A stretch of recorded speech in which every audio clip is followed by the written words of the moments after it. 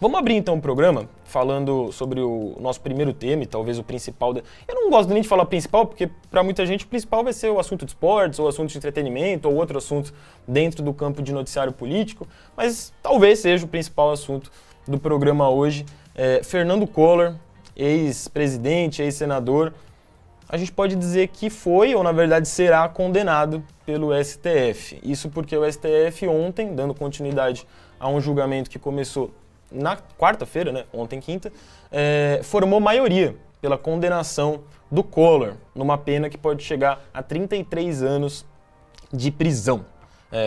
A gente já tinha antecipado ontem que o placar estava 2-0 pela condenação, pela votação de quarta. Ontem já formou maioria lá no STF. Os ministros que já votaram e votaram favoráveis à condenação: Alexandre de Moraes, Luiz Roberto Barroso, André Mendonça, Luiz Fux e Carmen Lúcia.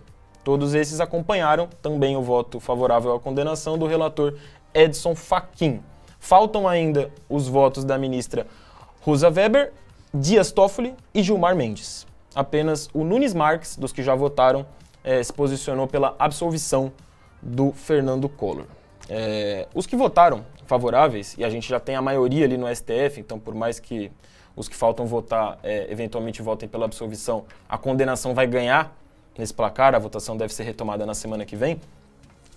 Quem votou favorável votou no entendimento de que há, sim, pelas investigações, elementos suficientes para comprovar a prática de corrupção e de lavagem de dinheiro. O outro crime que o Collor estava sendo acusado, ainda não há um consenso. Há essa divergência entre o crime de organização criminosa ou associação criminosa, que teria uma pena mais branda. Então isso ainda vai ser, o martelo ainda vai ser batido, literalmente, aí nesse julgamento, certo? O julgamento foi suspenso por horário, né? Senão vai varar a noite ali, enfim, começou na quarta, tende a acabar na semana que vem.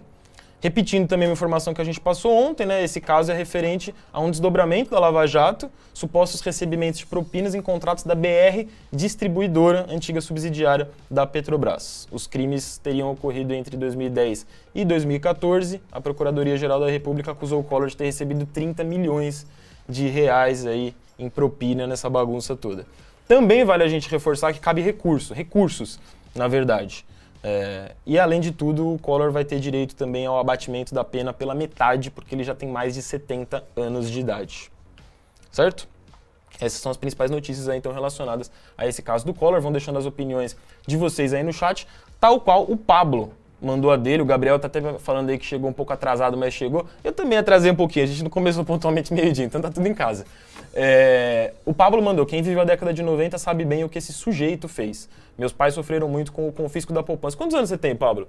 Consiste na retenção temporária dos depósitos realizados em cadernetas de poupança. O Pablo aí definindo o que foi esse confisco, esse bloqueio das poupanças ali no começo da década de 90.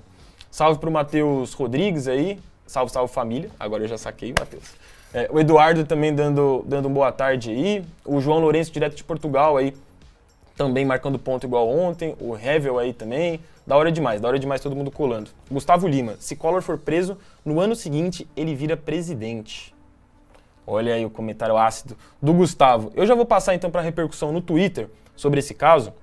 Confesso que, a exemplo do que falei ontem, é difícil achar um posicionamento de forma... E olha que nas redes sociais é muita gente, né, comentando e tudo mais. Mas é difícil, em alguns casos, achar um posicionamento contrário à condenação, alguém que seja contra. Mas ainda assim a gente tenta trazer um outro ponto de vista, que sempre para enriquecer o nosso debate aí e a formação de opinião de vocês.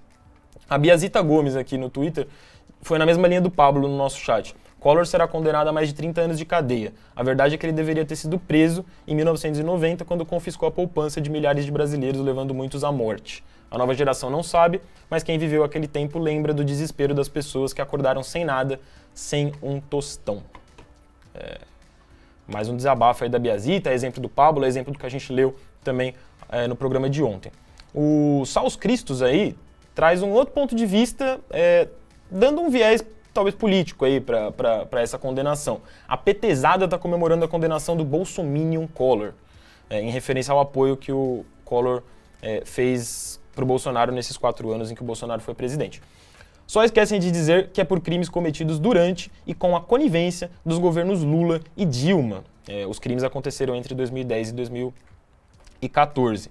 Melhor não comemorarem muito, pois já a Collor entrega os comparsas da época, o Sol aí fazendo alguma referência, então, ao governo do PT também, tentando trazer um contraponto aí nas redes sociais, é um argumento válido, né?